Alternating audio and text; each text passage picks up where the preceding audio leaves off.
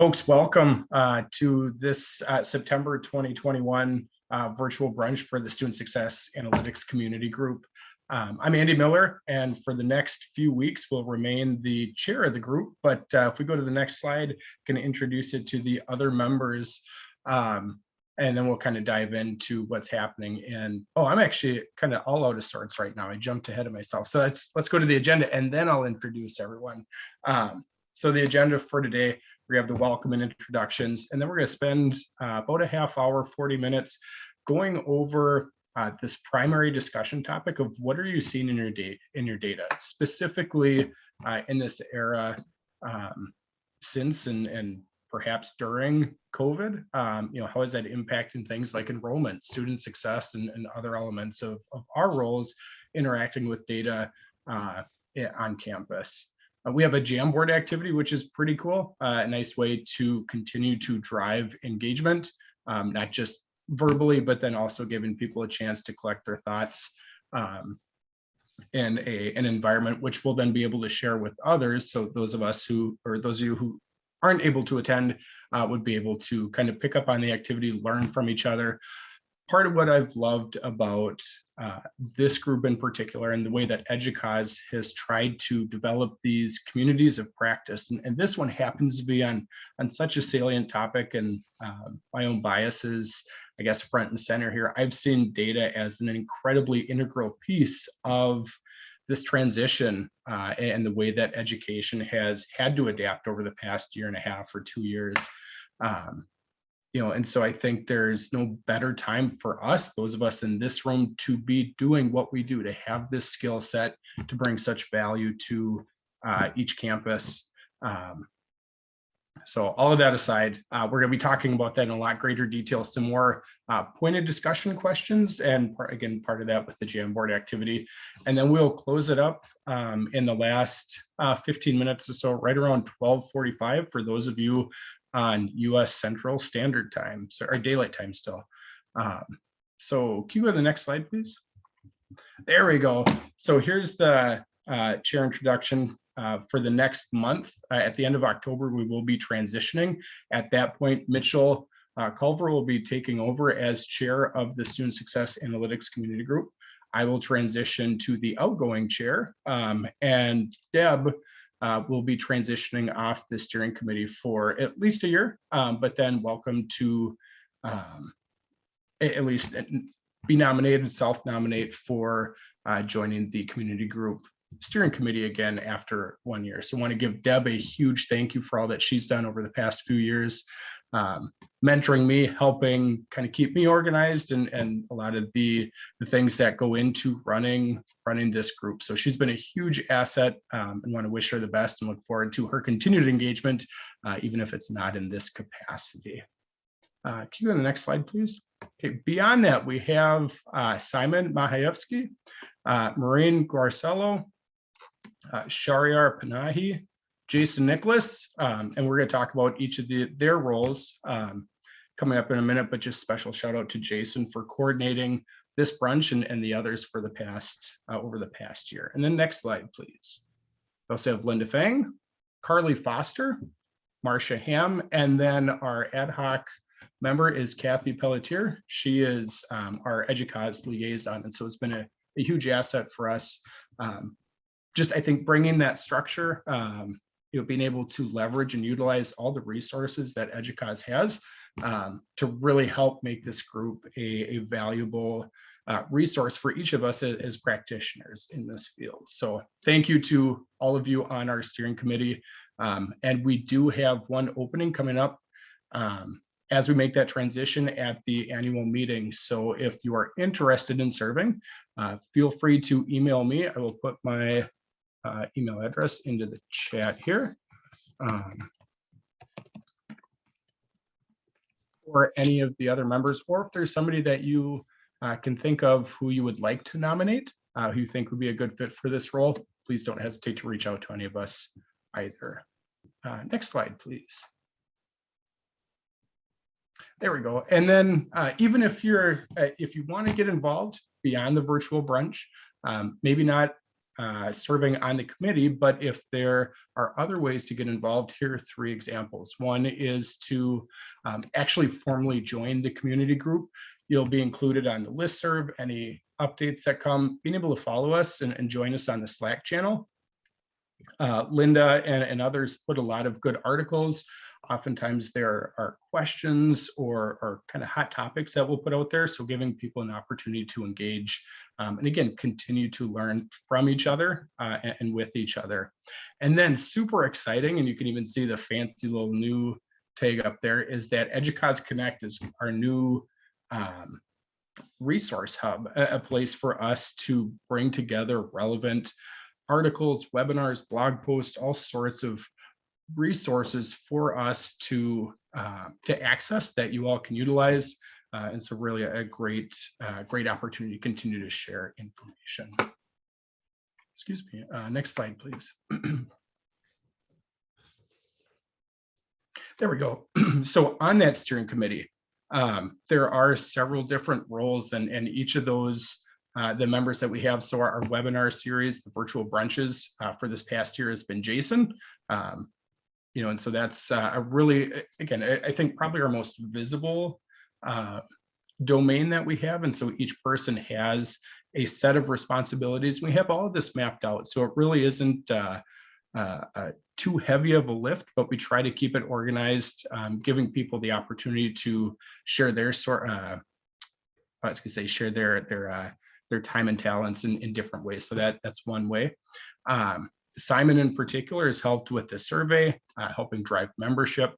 Our engagement and communication, you'll see, again, a lot of things coming from Linda, but also the newsletter, which Marcia has put out on a regular basis.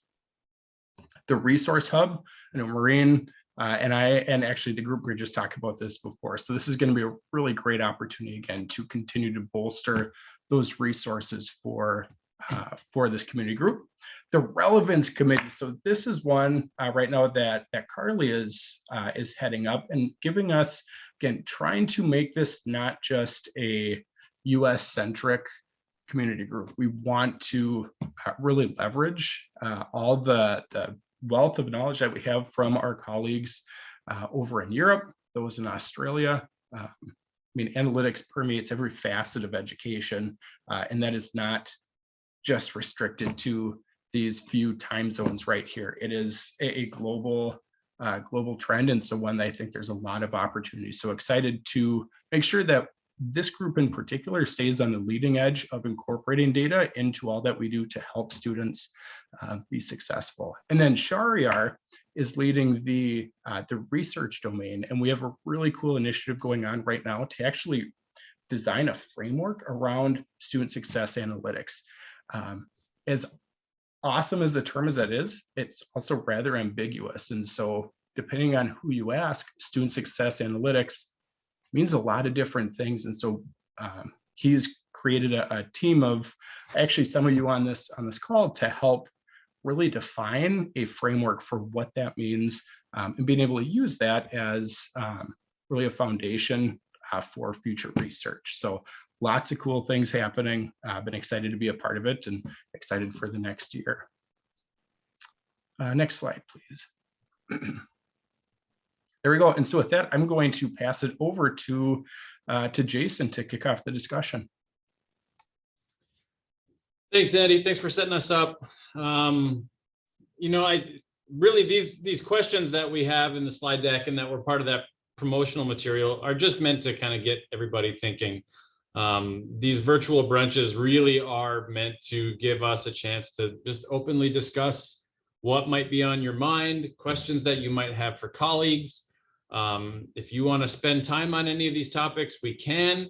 If you want to move past them quickly or introduce an entirely different topic, please feel free to do so. I do not have a formal presentation to share with everybody.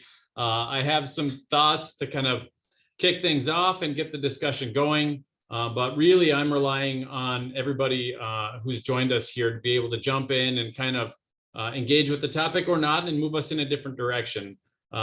So please feel free to engage if you are willing and able. Maybe turn your camera on so we can see all of our colleagues and our smiling faces. you have to stay in the background, we're happy that you're here, even just listening. So if we can move on to the next slide, some of the things that we've been doing. I'm at Northern Michigan University. I'm assistant provost and director for institutional research here. We have had an awful lot of focus on enrollment and enrollment forecasting. We've done that for a number of years, and have built some kind of rudimentary models on campus here. We've partnered with an analytics vendor who likely will help us with that down the road, maybe help refine that a little bit. But one of the interesting questions that I got from my board recently was, what would enrollment have looked like had COVID not happened? And we, like many other IR shops and other institutions, leverage WICHE data to get a good sense of what that national market is going to look like, and where those changes might be coming. And obviously, there's been a lot of work in this space. Nathan Grau's Demographics and the Demand for Higher Education was really popular, it still is. And informing, the anticipated demographic changes, WICHE supports all that in a number of different places as well. So, for us, I use WICHE to kind of help estimate the size of our market in Michigan. For in the public institutions, we participate in a project called the County of Origin Study, where we submit to one of the institutions every year all of our incoming freshman class and where they're from, which counties they're from. And then that institution kind of gathers it all up and sends it back out. And then we all kind of have a sense of what our market share of each of the Michigan counties was. So I can kind of take that and I can apply WICHE data and throw it forward and put together a little bit of enrollment forecasting. I mean, as everybody knows, the worst thing for building models and projecting is to have serious disruptions in the consistency of data. Well, COVID did that for everybody. So one of the questions that I was curious about was how other institutions are using WICHE data. This isn't exactly, analytics in the sense of a lot of what we focus on in this group, but some of these things are topical and relevant to discussions that might be happening on your campus. So I'm going to stop talking for a moment there and see if anybody else has any case studies or success stories or failures they're willing to share, and how you might be using WICHE or other sources to refine and fine tune your enrollment forecasting in the middle of all the tumultuousness of the last couple of years. And I'll call people out. So if you got something to say, please jump in. I'll jump in because I'm a huge fan of WICHE data. And we've used this. So I have two things. One, when I was the director of institutional research at the South Dakota Board of Regents, we heavily looked at the WICHE data for the birth rates to do a lot of the same thing that you mentioned, Jason, which is kind of like look at our share. And South Dakota is pretty small, so everybody, has a pretty small share, but it's important. And one of the things that we started to notice when we tracked students through, we partnered with the public schools too, so that we could really get a sense of who was graduating and then if they were coming to a BOR school. And we started to really see what has been termed the brain drain in South Dakota. But we use this a lot to inform our projections. And then, to try to set state attainment goals, and then to try to figure out how are we going to keep students in the state to help with economic development. So that was kind of, one critical thing that we used it for when I was at the board office. At Helio campus, we are taking this, and we've kind of developed some internal extracts that we're looking at using. We've also added some more detailed birth rate data, and I'll have to kind of get back to the group, but one of our BI interns found some additional birth rate data that is a little bit more robust in terms of demographics that I think has added to the WICHE data as well. Oh, wow. Yeah, we'll have to connect on that. Yeah. That's like hyper forecasting. It is. And I mean, thinking about the data science that you can kind of do, because the WICHE data has those I think it's like the survival ratio. So we kind of unpacked the survival ratio, and you can use that formula to do forecasting with. So it's kind of interesting to think about. But I didn't see a way to, in that WICHE data that Jason's talking about, besides recreating the survival ratio on your own. I didn't see all the numbers in there when we were doing it. So we kind of recreated it on our own using SQL code and then integrated that into Extract. So, I mean, it's something that anybody really could do if they wanted to, but kind of to help with visualization of it in different ways. Mm-hmm.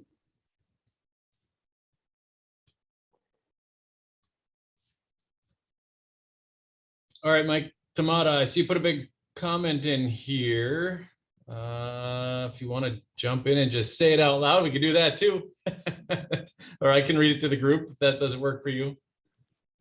Looks like he's in a shared office, so he's Might be, probably not yeah. at liberty to talk Oh, too there you much, go. but yeah, It says, maybe worked Jason, only if you could at- read it.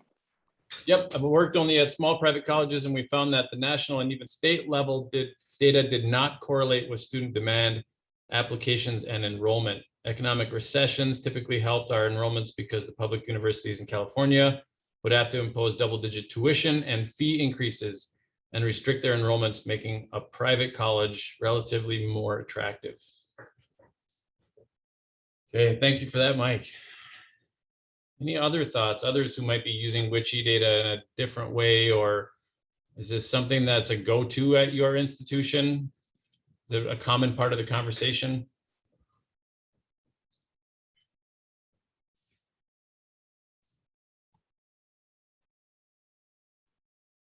Had a question in the chat, maybe to ask Tasha to talk a little bit more about birthright data and what you mean by that.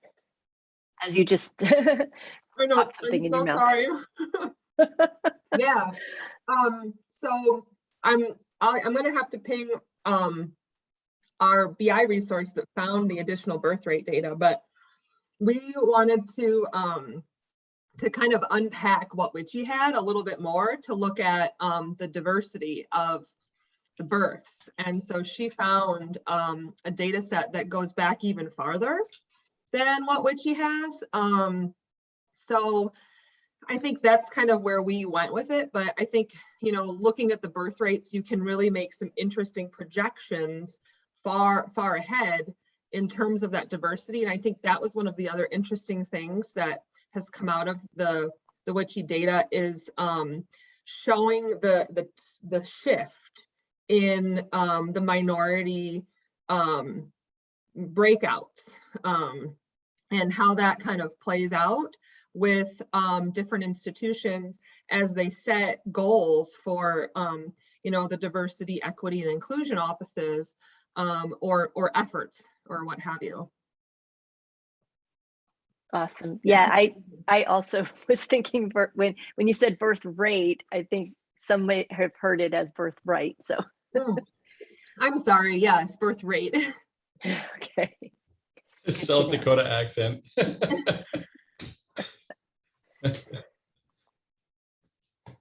Any other thoughts? Others who are using this or have other thoughts in enrollment forecasting? How are you dealing with COVID if you're working in enrollment forecasting?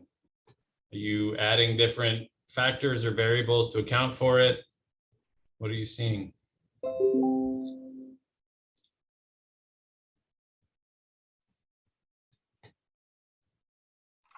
I don't know Okay. that it so much impacts forecasting, but at the institution I used to work, the director of business intelligence there was saying that they actually saw a huge increase in retention.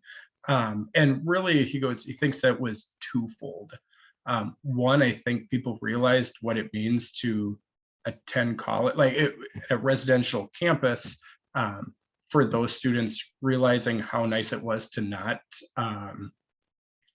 I mean, I think a lot of freshmen go through it. They leave home, then they return and realize that they're in this kind of awkward spot where they view themselves as an adult, but mom and dad perhaps haven't let go in that capacity. So they found a huge influx of people who just simply wanted to be back on campus. I don't know if that's changed, given that we're a full year into it now, but I know they're analyzing that data. The other part that I thought was really cool is that because of COVID, it gave the advising team in particular the opportunity to work remotely, which increased their accessibility to students, thereby impacting the level of service they could give, which I think is another part. So not so much on a data perspective, but just in the realities of that transition has certainly helped with enrollment pieces and entirely due to the disruption of COVID. So some silver linings there. Yeah. Yeah, I see Mike put up a number of private colleges have record high enrollments this fall, partly due to last year's deferred students. And Carl added that they set a record last fall and are very close to breaking it this fall. For us here at Northern Michigan, last fall, we were down 15% in new freshmen. And we did a lot of surveys and it was mostly related to COVID. And then we were up 10% at census this fall. But when we checked the applications, most of them weren't deferred applications from the previous year. So we're still unpacking that a lot. And you throw in the market changes and stuff, and it takes a bit to get to the bottom of what's going on there. But certainly big swings in our freshman classes over the last few years. Jason, kind of leads in. Yeah. Sorry, go ahead. Go ahead, Marcia. Do you have the numbers on online enrollments versus on-campus enrollments for each of those years? Like, I'm wondering what the changes are. Yeah, we don't have a really big global campus here. It's not even 10% the size of the student body. So Okay. we saw it was fairly stable. They're pretty much even with where they were last year. So they didn't see the big dramatic swings, but we're really locally driven by our global. In the Upper Peninsula of Michigan, there's just a wide rural area. So we get most of our global students coming who can't come to campus, but they're some semi-local. Got it. Maybe others we're seeing dramatic swings in their online or global programs.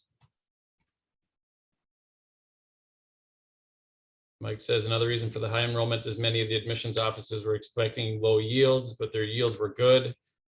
Yeah, we saw something similar here. Our yield is fairly consistent, but our admissions staff had such a difficult time getting in front of students. They went to as many virtual fairs as they could, but they just were not anywhere near as effective as face-to-face with students. So, but they obviously did the best they could, and they brought us a good freshman class. So some of their tactics worked for sure. Okay, just real quick, if we can move on to the next slide. One of the other topics that's been heavy on our campus this year in particular, we've been doing a lot in working with expanding our predictive analytics capabilities. And as part of doing that over the last couple of years, we began collecting data using the BESI, the Beginning College Survey of Student Engagement, and saw a couple of interesting findings in there. In particular, we were looking at student concerns and if students have had any concerns that have increased over the last couple of years. And credit to my colleague Lu Zhang, who's on the other side of the wall, but also in the room with us. She did a lot of this work for us. But we saw that most of the students were concerned about things like future opportunities and their ability to socialize, which you would expect. And also some friend and family health concerns, but not so much about things like having enough food or health and safety, their own health and safety. We kind of see this topic swing back and forth as we take inventory on what's going on with our incoming freshman class. And I'm sure you all are finding different findings as well. We also asked if they had expected increases in things like mental health and depression issues. And we definitely saw concerns for depression. Lack of ability to concentrate was a big one, mental exhaustion. So, I'm sure these are conversations you all are having at your campuses too. Mental health is just a really big priority for us here. We're doing a lot of work, but it's, we talk about these things, but then it's always so interesting to see it echoed in the data and to be able to bring that to leadership and say, we're on the right track, or we need to shift a little and focus here. And then to be able to take some of these results and be able to start to incorporate them into our predictive model down the road will be super helpful. So I just wanted to kind of ping the group and find out, are you using BESI or some other incoming freshman survey tool, and how might you be using it, not only for just sharing the descriptive results, but then also potentially folding it into any of your more complex analytics?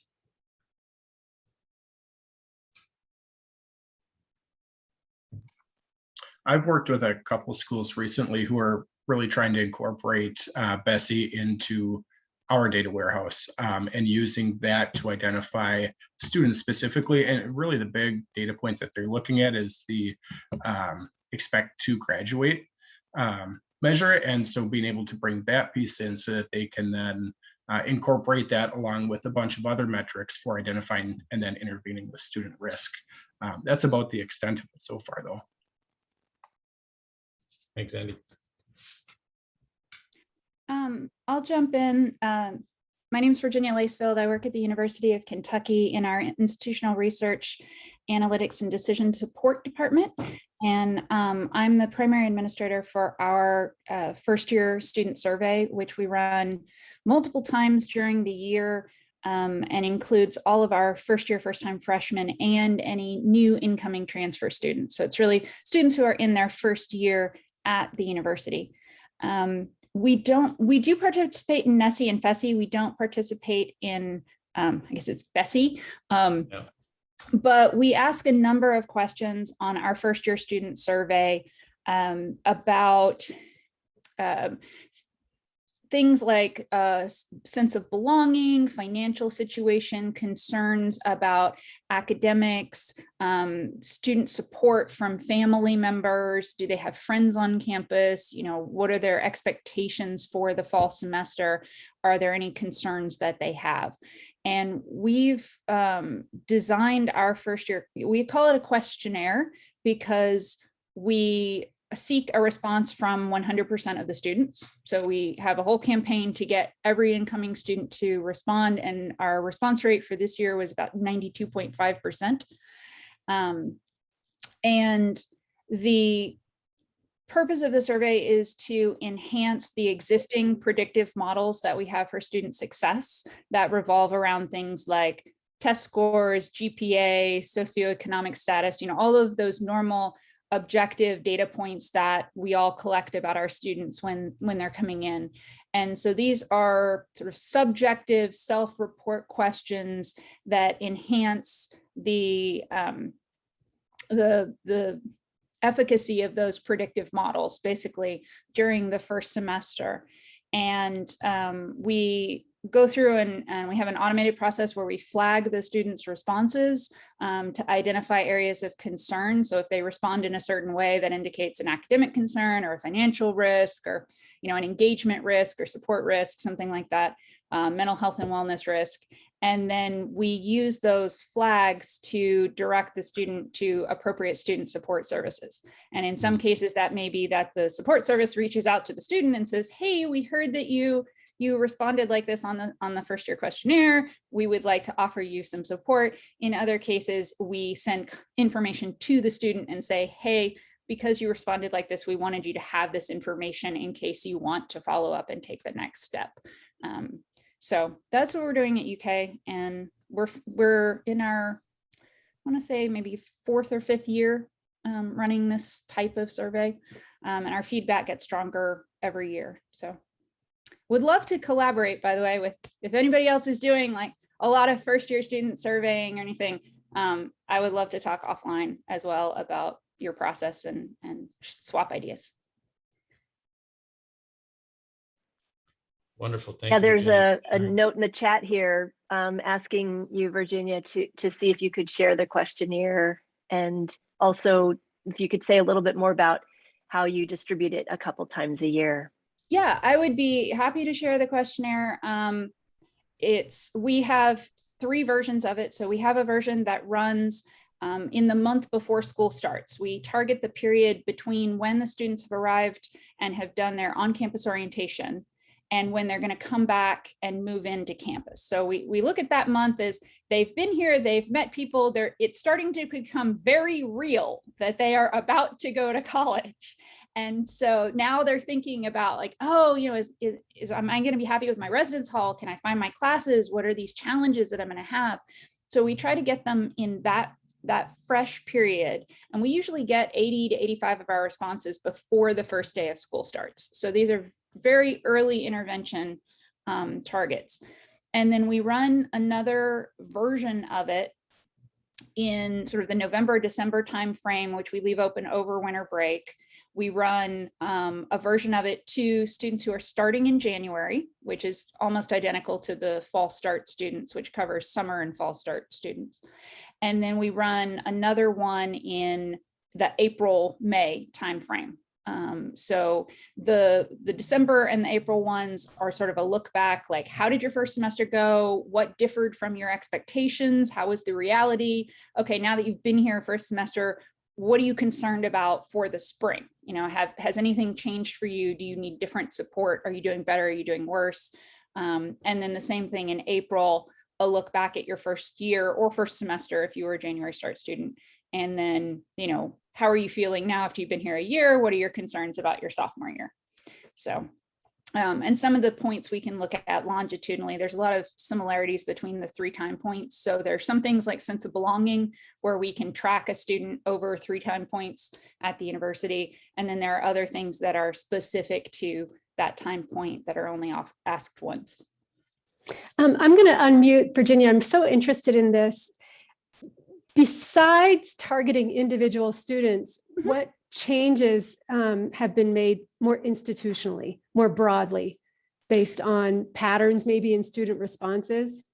So we have been working really closely with our student success leaders over the last few years on a variety of sort of incoming student supports, things like pathways for incoming students to have touch points in different success areas or to get them engaged, different methods of tracking their attendance at events, following up with advisors, working with our residence hall folks on, you know, they run some surveys and things in the residence halls as well. And so we collaborate with them. And, you know, a lot of the data from our survey is used for to pair specific students with existing student resources, but it has helped us to figure out where there might be gaps.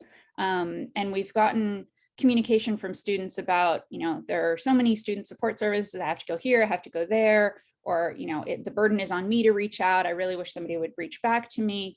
And so when we hear those kinds of comments, those are things that we try to incorporate into student support services. So if a number of students are saying the same kind of thing, then that student support office may use that information to tweak their messaging or adjust the service they offer a little bit, things like that.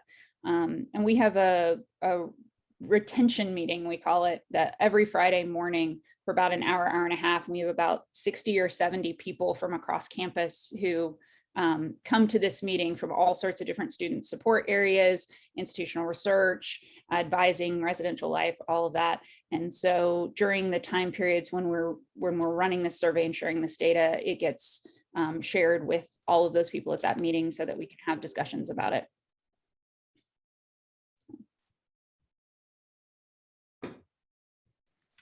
I had a Thank question you for too. This is sharing. Linda.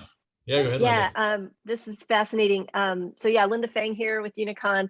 I'm wondering, Virginia, you mentioned, well, so a couple things. One is, as you're sort of collating all of that data, I mean, does it go back to like an advisor for individuals, or is it only really dealt with in the aggregate?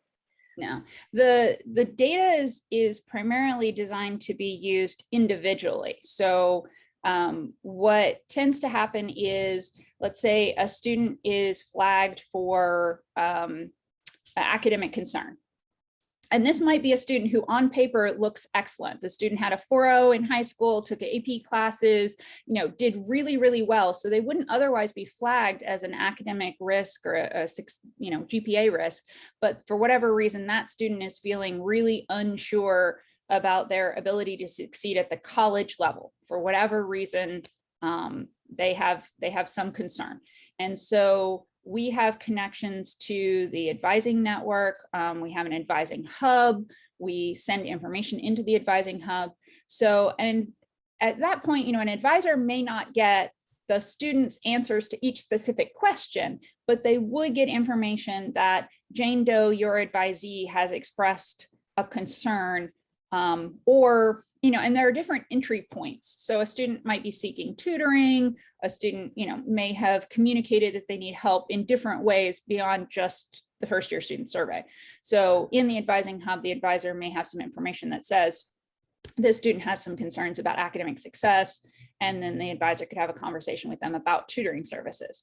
And then simultaneously, we may be sending them additional messaging about tutoring services. We may have passed their name on a list of students to the tutoring services group, who then may do specific outreach on their behalf as well. So they're still getting all the messaging that goes to all of the freshmen, our incoming students, but then they'll get additional targeted support. Awesome, thanks. So That I just have one follow-up on that, and then certainly this is a topic that I think we can come back to at a future I do not want to hijack presentation. your meeting. No. This is exactly why we have these virtual brunches. This is wonderful. These are the conversations we want to try to find, the ones that are really the relevant ones on everybody's campus. But we're doing very similar kinds of efforts here at Northern Michigan. The thing that I'm always looking for are the pitfalls. Where have things not gone the way that you guys expected, or the places where you had to really shift your approach, and what hasn't gone so well for you guys there, if you don't mind sharing? Oh, I love sharing pitfalls. I actually did an entire conference presentation, I think at EDUCAUSE once, on things that went wrong. So it takes a lot of time and effort. So the amount of work to manage all of the surveys and the survey distribution and getting everybody to respond to it, and then tracking the data and analyzing the data across multiple time points, is a lot of work. Another thing that we ran into difficulty with is we do offer students a place to leave comments and ask questions, and we want to give every student who asks a question a personal response to that question. So we've had some growing pains in, well, who should actually be responding to those things? Who's the appropriate person? Because the person who first gets the data might not have the complete answer, but the person who does have the complete answer is busy and it takes time. And the student is asking things like, well, I'm coming to campus next week and I have a question or a concern about X. And if it takes us 6 weeks to get back to that person, then that's a missed opportunity. So we've had to iterate on that whole continuous process improvement on, how do we get the information quickly to the right person, because it does no good to collect this really early data for early targeted interventions if we don't get around to intervening until November or October, when the student's long forgotten that they reached out to us. I would say another concern about doing work like this is if you make a promise to the student up front, if you send out an email and you give them a questionnaire that you say, this is for your personal success, we're here to support you, we're going to review your response and get back to you with the things you need. And we say that up front and we make that as a promise. If we don't, and the student believes us, we hope the student believes us, then if we don't follow through on that, then that creates a bad experience for the student early on in the semester. And some of our students disclose all sorts of heart-wrenching personal fears and concerns about coming to campus. And, they'll write a paragraph about, I'm really worried about this thing. And if they do that and then no one gets back to them, then that sets off, creates a bad experience for them right from the beginning, where they're, and we track belonging. How do you feel like you matter to people at UK? We ask that explicitly. So if we fall short and don't meet their expectations, then we can really damage their sense of belonging right from the beginning. So I wouldn't suggest anybody embark on this kind of work lightly or without vast institutional support and cooperation. So. Wonderful insights. Thank you so much for sharing. How about if we move things forward a little bit? Linda is going to take over for us at this point with kind of a fun exercise and a couple of other topics, but certainly continued conversation. Yeah, so what I was planning to do is maybe take us through, and we may only have time to do maybe like one of these. So if folks have one here that seems more compelling to do than others, and I'm putting a link in here. So I was thinking that what we could do as a group, since we're small enough, is kind of work together in this Jamboard. And my thought here is, as you get in, you can use the sticky note, which is, I'll just kind of demonstrate here, and let me get this a little bit bigger so you can see it. So if you kind of click on this sticky note thing, you can change it to be a different color, whatever you'd like here, and then just add some thought or reaction to our prompt here. And then it'll sort of pop up in here, and I can help possibly group them if they come in with different themes. But I guess maybe the first one here is just as you're thinking about, and from some of the topics we've talked about, this kind of disruption in the way the pandemic has affected students and their activities and engagement with online environments, or any of your environments where you've got some ability to detect activity. How are you kind of navigating the changes in that data set? So I'll give you guys a minute or two, and just go ahead and drop in your comments.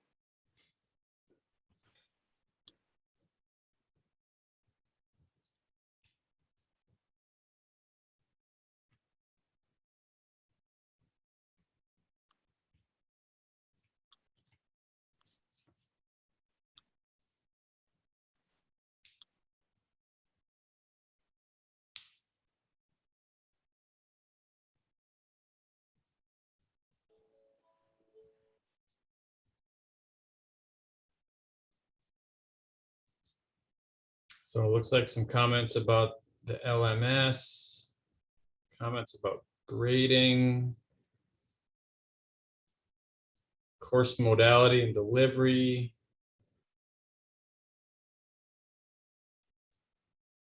attendance,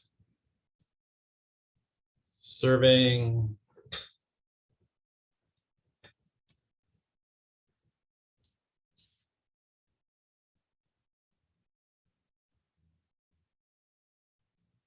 demand for data. I know we're feeling that here. We get more and more requests, different kinds of things that we didn't necessarily have sort of canned and ready to go.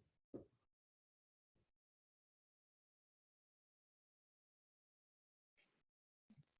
think one thing that's been a happy byproduct of this is the fact that people have to break out of their silos because they're talking about data, whether it's LMS data, enrollment data, anything else. That a lot of people are really finally coming to or starting to wrestle with, like, I don't know, just all sorts of different data definitions, which I think really builds that institutional collaboration, which I think is probably even more critical than anything else, to just get people on the same page, communicating and genuinely working towards similar goals. So I think that's I don't know how you put that in a sticky note, but say verbally.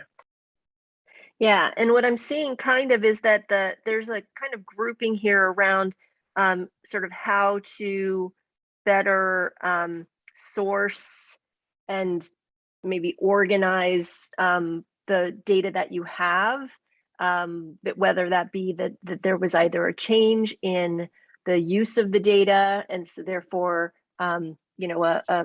something you might draw a conclusion from based on the most recent data is not the same as what you could have looked at in an earlier version of that data set.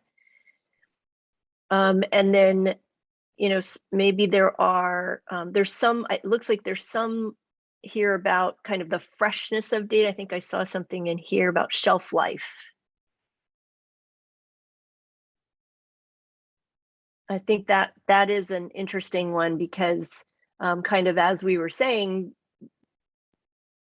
I mean, I think there may have been plans underway even from month to month that have changed. And so therefore outlook and engagement may be a direct result of some, big news or big trend that has happened that's affecting all the students. Can I ask who put the attendance sticky note on there? That was a huge one that came up for me. I did that. Excellent. Yeah, I mean, to me, that's an awesome one. So It's always been so so- haphazardly reported, but like now we actually, because you have so many more students in the LMS, being able to actually have a true definition and reliability in its recording, which I think is pretty cool.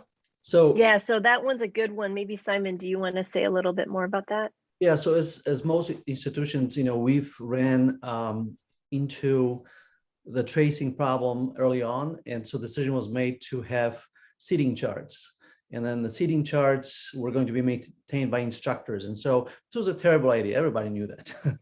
And so what we did is we're working with a company called Academy. And if you're interested in participating in this pilot, please contact me and happy to share. Academy is an attendance company, but also Clicker and basically HyFlex software. But they have a mesh technology so that the mobile apps inside of the classroom are able to detect how far away you are from other students.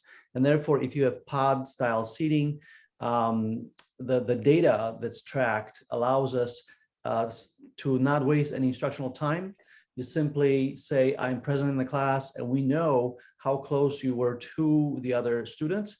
And therefore, there's a dashboard that allows us to say, hey, this student, who do they come in contact with? And so that's sort of something we are piloting with them. We're at sort of a development relationship with Academy.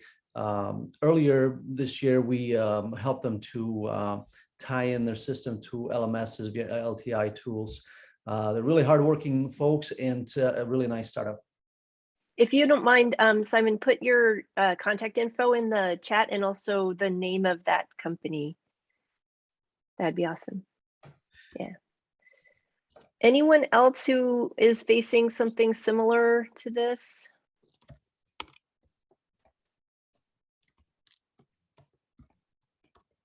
I love that comment about approximate idea how many students are on campus versus online, because we had so many of our courses in the bulletin that got listed in one way, but then when it was actually executed in the real world, it was entirely different. People were reacting to current situations and going online for a little while and then back face to face, and whatever was listed in Banner for us is probably not very accurate to how it was delivered. So that's going to become a factor down the road as we sort of continue to review the impacts of this stuff moving forward. Yeah, and the increased investment in connected classrooms, having, actually changed the infrastructure of the classroom and making that hybrid modality available, or that flexible modality available to students, just, we don't know where they are. It's tough to tell, and it's great that they have the flexibility and that the faculty are both trained and able to instruct students and still give them the opportunity to access that information and continue attending class regardless of their circumstance. If they're at home taking care of a family member or they're sick, or they're able to attend class, to give them that flexibility to continue attending class. And at the same time, it's getting increasingly difficult to tell who is where, when, and for how long. Yeah, for sure. I think Right. that's really interesting that there's a lot more noise now in the data because we have so many people using systems in a way that were not designed to be used, and so many new instructors just doing crazy things in their courses, and it produces all this noise that it's quite difficult to separate that from the actual signal that we're looking for. It was much easier to find in smaller data sets prior to the quarantine. Yeah, great sentiment. So I think in the interest of time, this may be the time we have to kind of work on this particular topic. We had other topics, but I think this has been great, just spontaneous and organic engagement here and conversation. So just wanted to, I guess, thank you for your participation. And this Jamboard is going to be open if folks want to come back and reread some of these. The notes are at least a little small on my screen, so I was kind of squinting to read through them. But I think everyone here is hopefully able to see and share this even after our session is over today. And we will save some of this for the next round.